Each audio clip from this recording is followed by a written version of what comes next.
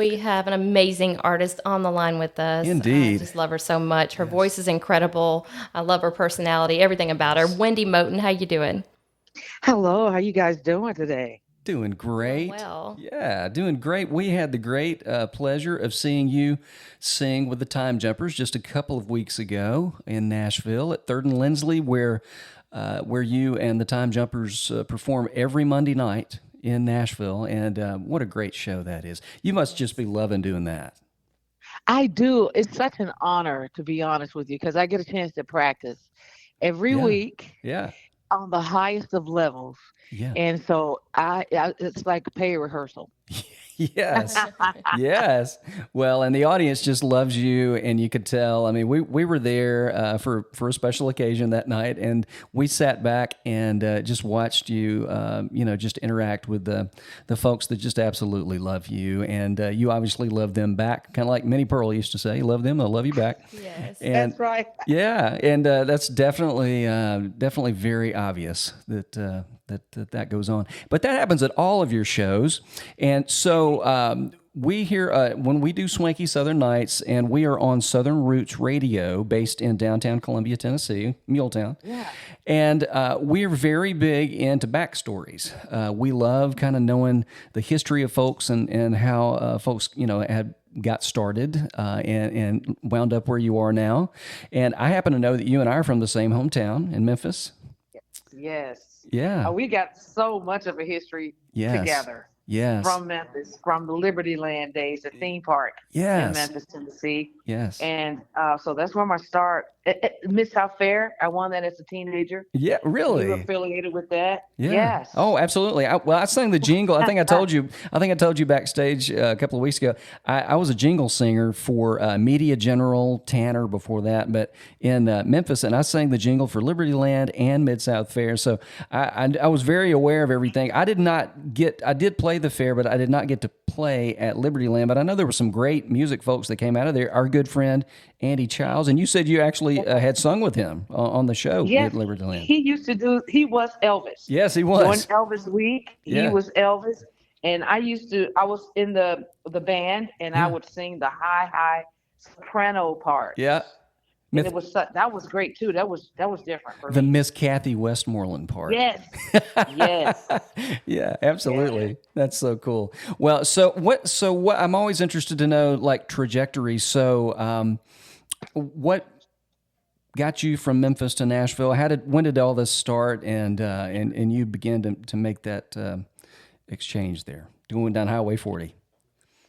Yeah, everything started in Memphis. I got a record deal. I was a recording artist on EMI Records during the Whitney Houston era. It was Yeah, Whitney, Celine Dion, Mariah Carey, and I guess I was number four during that time. yeah, Performed a lot of movie soundtracks and recorded duets with Julio Iglesias and yeah, so many different people, yeah, Vince Gill and all these people. But through that, I end up leaving Memphis to come to Nashville because the love of my life, David Santos, who's a brilliant yeah. musician who's toured with Yes, Billy Joel and Carson Stills and Nash. He yes. was moving from New York and he was like, "Hey, come move to Nashville with me." And I'm like, Nice. "Listen, man, Memphis people don't move to Nashville." Well, I did. And soon as I know, but as soon as I left, Yeah. people were calling me traitor and all kinds of things. And so, but I ended up moving to Nashville for Yeah. love. And that was 29 years Mm. ago. And I still been in Nashville, Yeah, and still in love with David Santos. still in love. And still in, That's awesome, and what a great bass player he is too. That's awesome. yeah, Love that. thank you. So you moved to Nashville. So you began to. Were you just recording for EMI still, or what were you doing when you first moved to Nashville? I was still a recording artist on EMI Records. So I was touring and I was really, I wasn't in Nashville that often because I was on the road all the time. Mm. And I've been in at least four different genres my whole career. So when one ends, I'll pick up another one, and they just kept cross. Yeah. So I just always stayed working. The solo career kind of dissipated in 2018. Mhm. Uh, no, I don't even know my history. Wait a minute. No, I get it. It I know it went away, and I had to find a way to eat. And then I said, okay, I'll become a background singer Yeah. for a little while till I could figure out how to get back out Yeah, front. but you sang Julio background Iglesias. for a lot of folks through the years, right? Yes. Yeah, well, Julio Iglesias found me. And Nice. then, so that was late 90s. Late 90s, Julio Iglesias found me Hmm. and maybe his duet partner. And I figured I would just stay for a year, just Yeah. learn something from a great legend. And Sure. that lasted 15 years. I had Wow. to sing in 4 different languages, and but I only speak one. So I was learning another pay to learn situation, Yeah. another one. And Yes. then Country World opened up, and I Hmm. started touring with Tim McGraw and Faith Hill 2005 Hmm. to 2018. And, That. there will be times when there'll be 3 tours in a year. Yeah. I remember doing Faith Hill, Julio Iglesias, and Tim and Faith Yeah. all in one year. So you were with Tim and Faith for from 2005 to 2018. Is that what you said? Yes. I didn't Yeah, doing realize their it was big that arena long. tours. Wow. Neither did I. That's awesome. That's awesome. So I have to ask. So that was. I wonder what the thought process was. Brenda Lynn and I were just talking about this before we called you.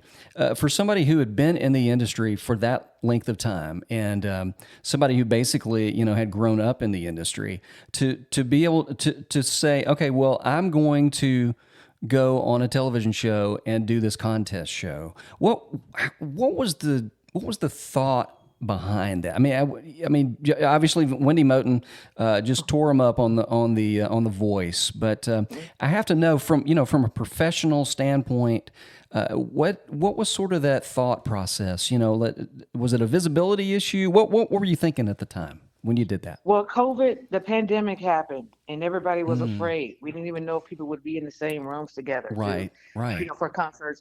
But I saw it as a way to getting back from being, I say, background singer on steroids Yeah, to becoming a solo artist again. yeah, I saw my window, and yes, then I figured, hey, I need, what can I do? I need to fast track this. I need yeah, TV. Okay, yeah, what can I stomach?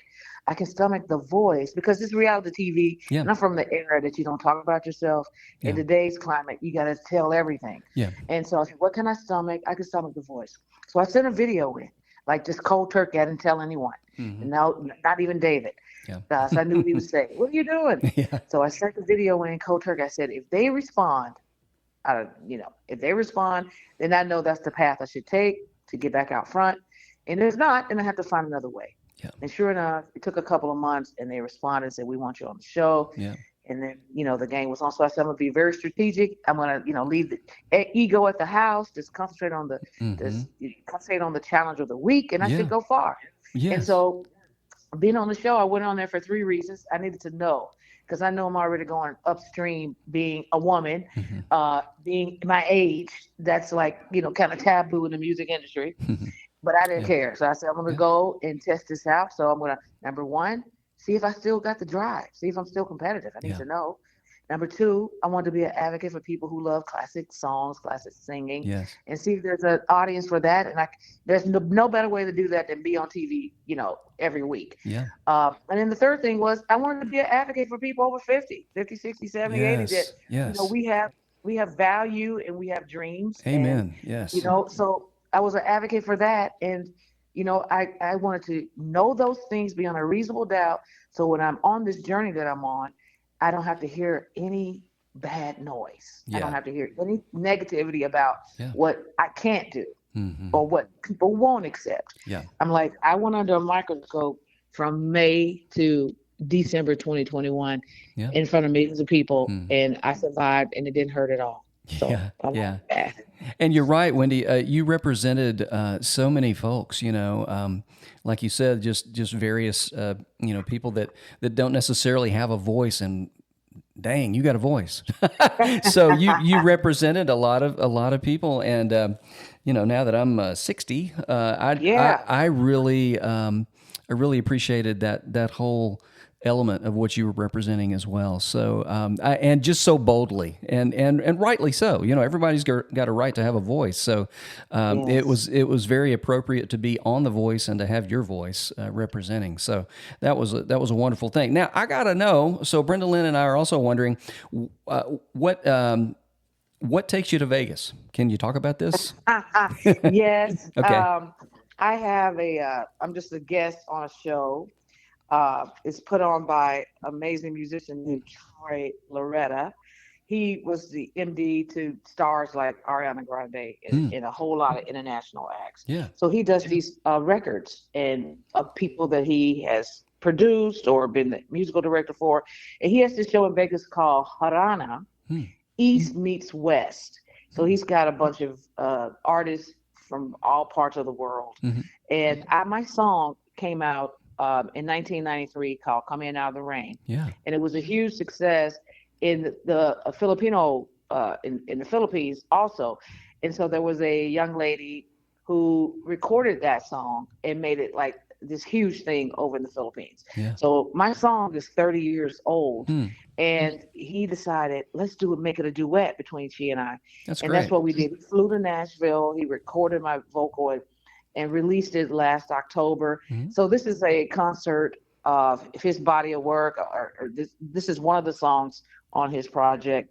So I'm just coming there to sing the song with her. I love it. And so it meet some new artists and be in Vegas. I love that. Love it so much. That's great. Well, Wendy, you sort of encompass that whole, I call it a Memphis thing, but different people are going to call it different things.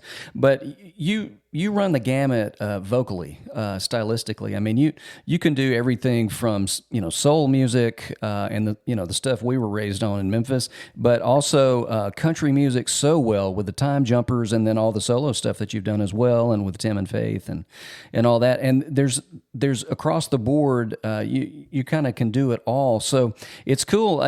We were Brenda Lynn and I were just looking at socials, and you just played the Opry this past weekend, and I think you said you've played it how many times now?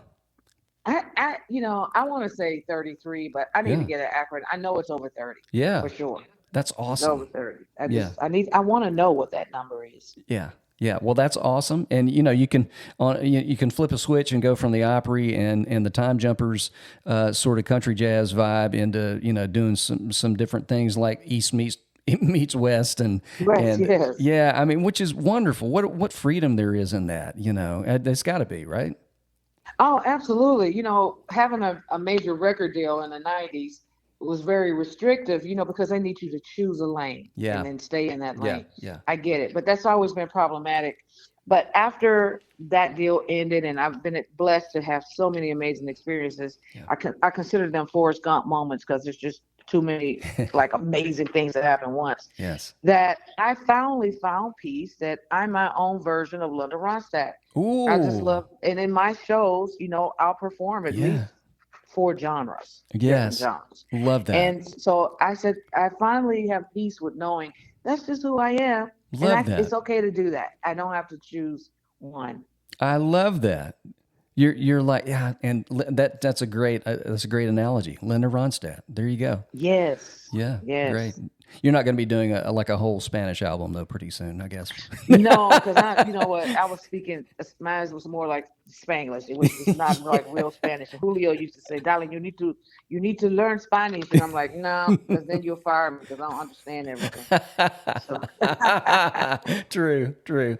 Well, Wendy Moten, what's coming up next for you? What's next for you?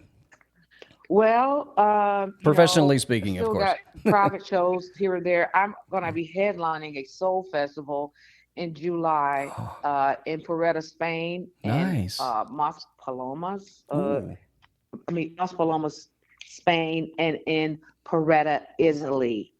Wow. That's July 16th through July 29th. Awesome. I will be in Spain and be in Italy.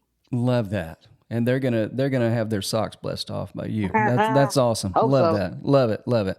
Well, thank you, Wendy Moten. We appreciate you being a part of Swanky Southern Nights, and we're going to be playing some of Wendy's songs this evening, as well as, of course, sharing this chat with everybody.